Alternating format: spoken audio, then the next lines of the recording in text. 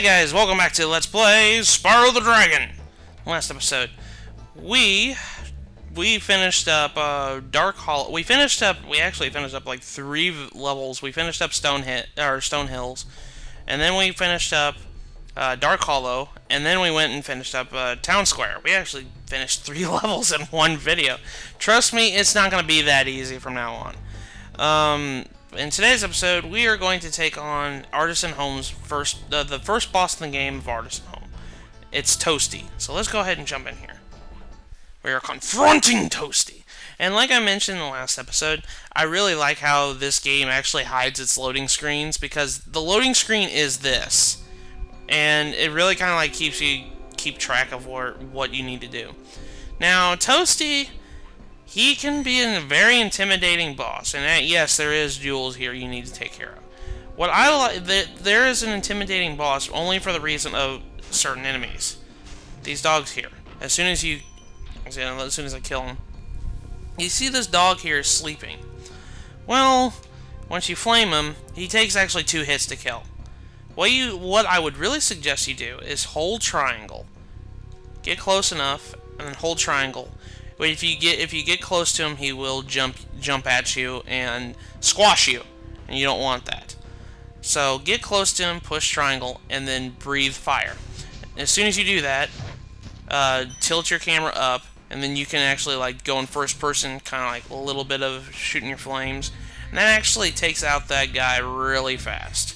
And honestly, I would really suggest you do so. So let's pick up these gems over here, and these dog enemies are really freaking annoying. You can always do this too. That's a good strategy to take care of them too. So let's go actually try this again. Foop. Foop. There we go. It takes 2 hits because once you flame him, he'll try and squash you. So you can actually take care of him that way. These dogs are actually kind of just... I really find them kind of rather bothersome a little bit. When I was a kid, especially because I could not, for the life of me, beat those guys without taking a hit. But now, as soon as I played this game plenty of times now, I have actually 2 copies of this game. I have my disc I grew up with on the PlayStation 1, and I also recently re-downloaded this on the PSN, along with Spyro 2 and 3, and I've been playing all 3 of those games, and actually had a lot of fun time playing those. But again, I'll get to doing that soon enough. So one thing I need to tell you guys is this game, I was a dunce when I was younger. I didn't understand the concept of memory cards, and I didn't know, like, when I bought my parents bought the system, it was actually kind of, they just bought the system. They didn't buy a memory card to save my data on.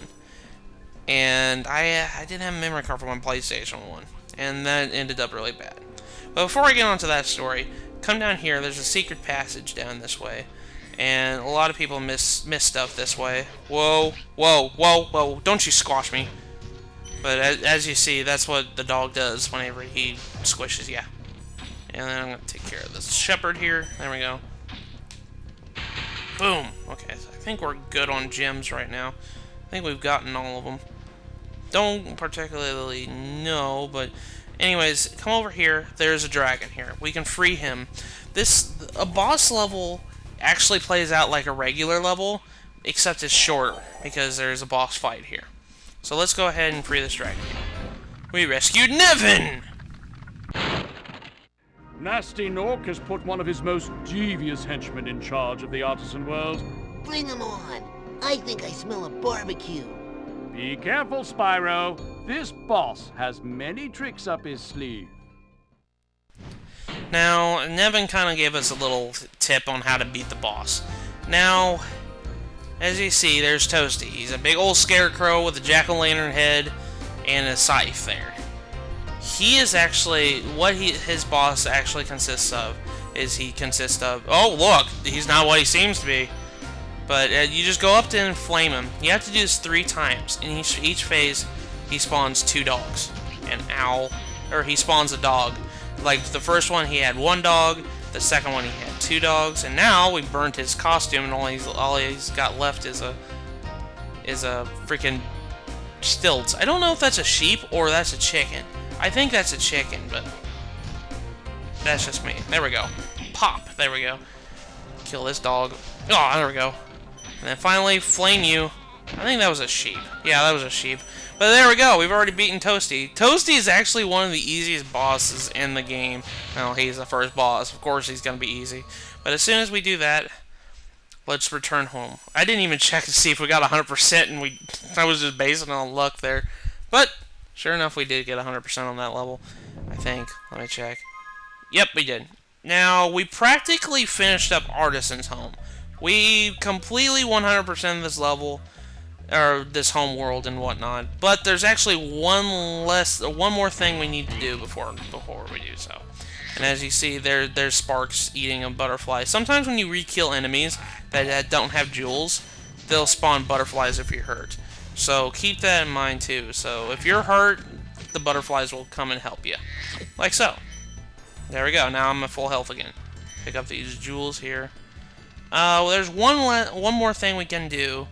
And one thing that really pisses me off about this, we have one more level to take on. It's called a flight level. Now, the flight level of Artisan's Home... Actually, there's something over here. Let me pick that up. There we go. Okay. Shinies!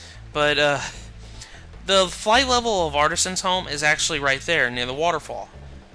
But it doesn't tell you how to unlock it. They will not give you a hint until the third level, or to the third world, before they can actually tell you, hey, do this in Artisan's Home, you unlock the flight level. I'm going to do this now, so I'm saving the trip. What you need to do is you need to jump on each one of these little platforms on the waterfall, and that opens up another level here. Right here, this is Sunny Flight. Now, flight levels, I really don't like too much. Flight levels is a series of racing events. I'll put it that way. I'll show you. Flight levels here. You got a time limit. You have a time limit to destroy a lot of obstacles, like these chests here. You have a time limit, and I just already crashed. Well, crap. This is not good. This is not a good start. But, like, flight levels, you have a time limit in order to destroy all these objects or go through certain obstacles. Now, the best thing I can pretty much tell you, each time that you destroy an object, you get a couple seconds added to your clock. Like I'm destroying these chests here, and you get like 3 seconds every time you kill one. Try to go in sequence. There's a certain sequence that you can go through here. I think this one goes chest, arches here. You fly through the arches. Chest, arches, planes, trains. Yeah, those are the 4 obstacles you need to take care of in this. I might not get this the first time. And honestly, I've been really rusty at these flight levels in a long time, so I might not be as good as I used to be. I always dreaded these levels when I was a kid. And actually, you can actually go out of sequence if you really need to. Like, take care of these planes here before you go and take care of the rest of the arches here. Oh, flame those guys. Well, go Spyro. Go Spyro, don't you do it. Come on. Get over here. Get over here, plane. Okay. Okay, come on. There we go, that's all of them. Okay, now let's go finish up the arches here. Whoop. And there we go. Got that arches. Now let's take care of the train here. Just blow up the barrels and actually go against the trains, because that's the best way you're gonna get. Don't chase them. Go against them. Like so. And that'll take care of most of them in a nutshell here. And actually, I actually beat Sunny Flight on the, well, second try. The first try I actually crashed. But once you beat all of them, once you destroyed every one and completed them, you get all the gems of the level. Every time that you complete a level, or complete an obstacle, you get, well, you get 8 out of 8, so you get 60. So practically each obstacle that you complete, you get 60 gems. And then you'll get 60 extra gems for just doing them all in one go. So you'll get a maximum amount of 300 gems. So that's how you truly 100% the flight levels. Now, I'm not going to try it again. No. But there we go. Now we're returning home. Now I got 300 gems off of that flight level. and that adds to my total treasure. I'm already at 1,000. And actually, the funny thing is, at this rate, if you're 100%ing this game so far, you are almost ready to take on World 3 already. You're only 200 gems, because the next area, in order to get to the third level, you have to have 1,200 total treasure, and that can be beneficial. So if you already 100%ed this, you're already on your way to get into the World 3 if you're not a collective maniac like I am. Come back here, freaking Nork. Come back here. Come back here!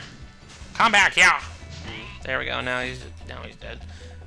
Now that we've completely 100%ed, as you can see, we've completely 100%ed Artisan's Home. Now that we've completely 100%ed it, we can move on to the next world, which is over here. In order to access the next world, you have to go find a balloonist. And actually, holy crap, I'm stocking up on lives. I haven't even died yet. Oh, I'll die later, folks. I will, I promise. But you come down here, there's a balloonist. In each world, there's a balloonist. If you go up and talk to him, to Marco the Balloonist, he says, "Wow, I see you've been busy rescuing dragons, Spyro. You may travel to Peacekeepers if you would like. In order to move on to World 2, you need to rescue at least 10 dragons and artisans." So that's how you practically do it. They'll give you a set things that you need to do in the world before you can move on to the next world. That's how this works. So now that we've obviously gotten more than 10 dragons, we can actually go on to Peacekeepers, which is the second world. And now we jump on his head and we fly on the balloon and we enter Peacekeepers world. There's a total of 6 worlds in this game. And each one has a set objective in order to do that, except the final one, because that's the final world. But anyways, we're here at Peacekeepers. This is Peacekeepers, as it's kind of like a dry lagoon area and whatnot. But now, let's go up and free the first dragon here. We rescued Titan! Welcome to Peacekeepers, Spyro. Look how our treasure has been turned against us and stolen. Recover our treasure, Spyro. Collect treasure. Got it. And with that, we actually rescued it, and he kind of tells us, the first dragon you meet in a world will tell you the objective that you need to do in this world. And actually, there's a toad over there. And actually, this is the world that I told you about, the comic humor comes back. Yeah, those toads right there kind of tell you why, and you'll see it later. But I'm gonna end the episode here. I know this is kind of a shorter episode because we only did the boss and the flight level, but in the next episode of Let's Play Spyro the Dragon, we are going to go and take on the first couple worlds of Peacekeepers. So I will see you guys in the next episode.